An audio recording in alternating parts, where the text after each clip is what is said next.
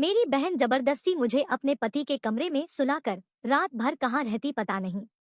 मैंने कई बार उसे मना किया पर वह मेरी बात ही नहीं मानती, इसलिए ना चाहते हुए भी मजबूरन मुझे जीजा जी के साथ कमरे में सोना पड़ता था। एक रात मेरे जीजाजी को जब सच्चाई पता चली कि उनके कमरे में उनकी पत्नी नहीं बल्कि मैं उनकी साली हूँ, तो उन्होंने मेरा वह हाल किया जिसे सुनकर आपके होश उड़ जाएंगे। एक रात जब मैं गहरी नींद में सोई थी तो मुझे लगा कि मुझे कोई जगाने की कोशिश कर रहा है। जब आँख खुली तो सामने मेरी बड़ी बहन खड़ी थी। मैं उठकर बैठ गई और पूछने लगी क्या हुआ। मेरे सवाल करते उसने मेरे मुंह पर हाथ रख दिया और कहा चुप रहो, जैसा मैं कहती हूँ वैसा करो, यहाँ से उठो। उसके इस अंदाज से मुझे बहुत हैरत हुई कि रात के इस बार यह मुझे जगाने भी आई है और मुझे खामोश भी रहने को कह रही है। मेरी बहन ने मुझसे कहा जाकर मेरे कमरे में अपने जीजा के बगल में मेरी जगह पर सो जाओ। मैं उससे कहा कि मैं ऐसा कैसे कर सकती हूँ, वह तुम्हारे पति है। अगर उन्हें पता चल गया कि तुम्हारी जगह उनके बगल में मैं सोई हूँ तो क्या होगा। मेरे इस सवाल पर गुस्से में उसने कहा चुप करो, जैसा मैं बोलता हूँ वैसा करती जाओ, ज्यादा सवाल जवाब करने की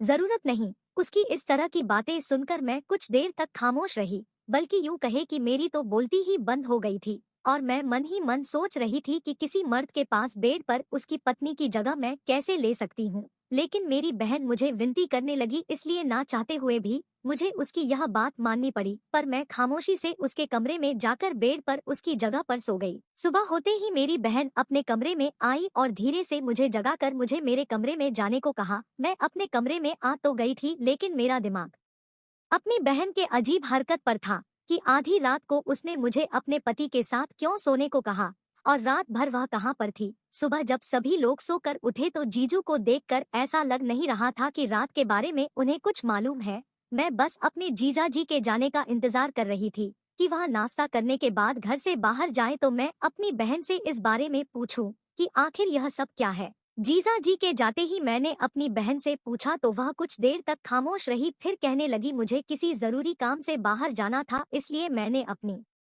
जगह तुम्हें सुला दिया ताकि तुम्हारे जीजा को कुछ पता ना चले।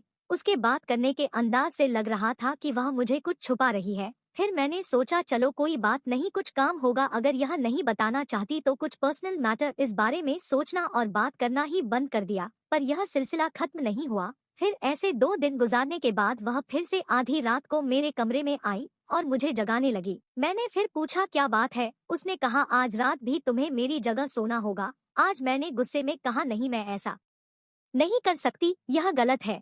उसने कहा कुछ भी गलत नहीं है, बस मैं जैसा कह रही हूँ वैसा करती जाओ, नहीं तो बहुत बुरा होगा। आज भी ना चाहते हुए भी मुझे उसकी बात माननी पड़ी और मैं उसके कमरे में जाकर जीजू के बगल में सो गई। मैं अपनी बहनोई के कमरे में सो तो जाती थी पर मुझे पूरी रात नींद नहीं आती थी। मुझे डर लगता कि कहीं इन्हें मेरी सच्चाई ना पता चल जाए और आज नहीं तो कल हकीकत पता चलना ही था, क्योंकि मैं उनकी पत्नी नहीं उनकी साली थी। जब भी जीजू करवट बदलते मेरी जान सूली पर लटक जाती। पति पत्नी का रिश्ता कैसा होता है यह तो मैं अच्छी तरीके से जानती थी। अगर अनजाने में जीजू मेरे साथ कुछ गलत कर बैठते तो क्या होगा, यह सब सोचकर तो मेरी रूह कांप जाती थी। लेकिन अब मैं सोच लिया था कि आज के बाद वह कभी भी अपनी बहन की यह बात नहीं मानूंगी, क्योंकि यह गलत था और मेरी बहन भी गलत रास्ते पर चल पड़ी थी। पर इस बार 2 से 4 दिन गुजर गए, मेरी बहन मुझे अपने पति के कमरे में सोने को नहीं बोली। मुझे लगा कि शायद वह सुधर गई हो, अपनी गलती का एहसास हो गया होगा,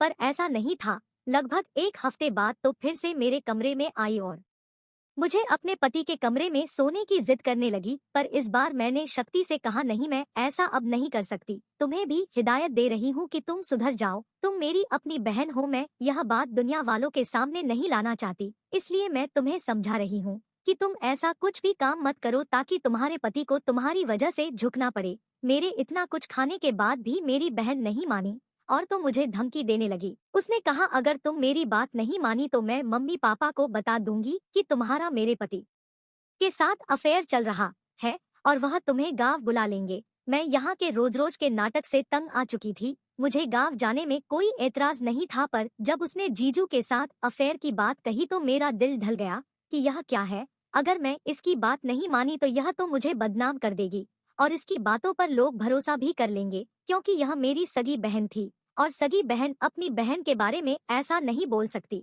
जो मेरी बहन मेरे बारे में बोल रही थी, जो कि बिल्कुल गलत था। लेकिन लोग तो इसे सच ही समझ बैठेंगे और मेरी बदनामी हो जाती। मैं कहीं मुंह दिखाने के काबिल नहीं रहती, इसलिए ना चाहते हुए हर बार की तरह इस बार भी मैं उसकी बात मान गई। इस बार क्या, अब मैं जब तक यहाँ पर थी उसकी बात माननी ही थी, क्योंकि वह मुझे बदनाम करने पर जो तुली थी। अब तो मैं बस यही सोच रही थी कि ऐसा कौन सा रास्ता निकालूं कि यहाँ से मैं जा सकूं। बहुत सोचने विचारने के बाद मैंने एक तरकीब निकल ही ली, और जब मुझे हकीकत पता चली तो मेरे पैरों तले से जमीन खिसक गई, क्योंकि मेरी बहन तो मेरा नाम खुशबू है, हम दो बहन हैं, एक मैं और एक मेरी बहन रोशनी। हमारा ताल्लुक एक छोटे से गांव से है।